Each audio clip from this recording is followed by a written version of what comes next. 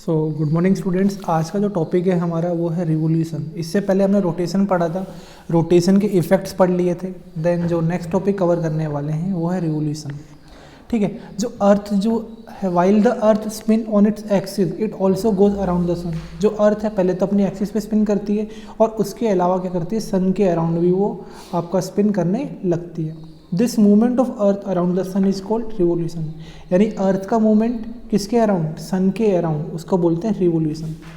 The earth take 365 days and 5 hour 48 minute 56 second. यानी earth कितना time लेती है, 365 डेज लेती है, साथ में 5 hour 48 minute and 56 second. That is about 365 1/4 days to complete one revolution around the sun.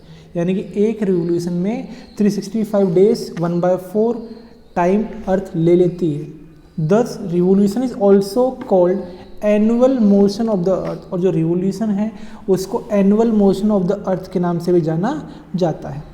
For the sake of the convenience, यानी आसानी से समझने के लिए, we count only 365 days in a year.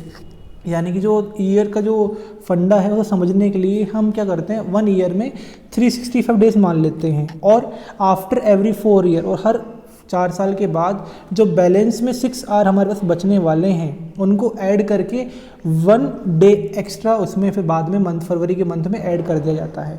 This extra day is added to the month of February. यानी ये 4 साल में 6-6 घंटे के हिसाब से 24 घंटे बनेंगे और उसको फिर लास्ट में फरवरी में हम ऐड करते हैं। दस every 4 year February has 29 days instead of 28। यानी फरवरी में 4 ईयर के बाद में 29 डेज ऐड, यहाँ पर 29 डेज हो जाते हैं। पहले कितने 28 थे, यानी 3 साल 28 रहेंगे, 1 साल 29 डेज हो जाते हैं। द ईयर हैज़, और उस ईयर में 366 डेज आपके होते हैं और उसको बोलते हैं लीप ईयर।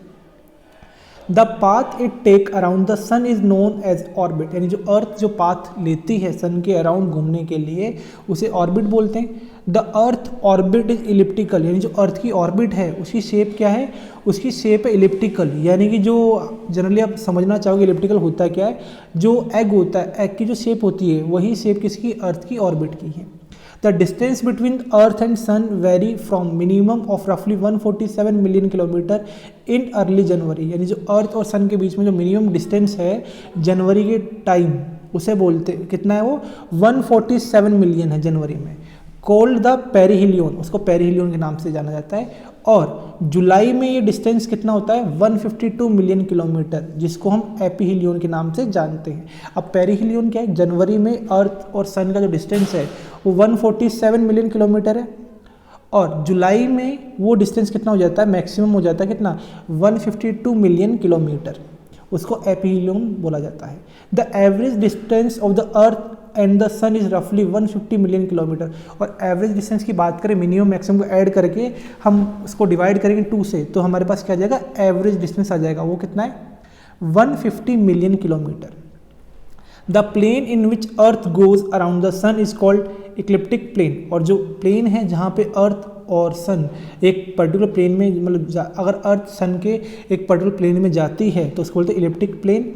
अब उसके बाद जो टॉपिक आता है वो आता है रिवोल्यूशन के क्या इफ़ेक्ट होने वाले हैं। ठीक है, तो पहला जो इफेक्ट है रिवोल्यूशन का वो है variation in length of day night. Day और नाइट में जो वेरिएशन होता है वो आपका रिवोल्यूशन के कारण होता है। दूसरा जो इफेक्ट है वो है vertical and slanting ray of sun. जो सन की रेज हैं वो वर्टिकल और स्लांटिंग आती हैं, ये किसी कारण पॉसिबल है, ये रिवोल्यूशन के कारण पॉसिबल है।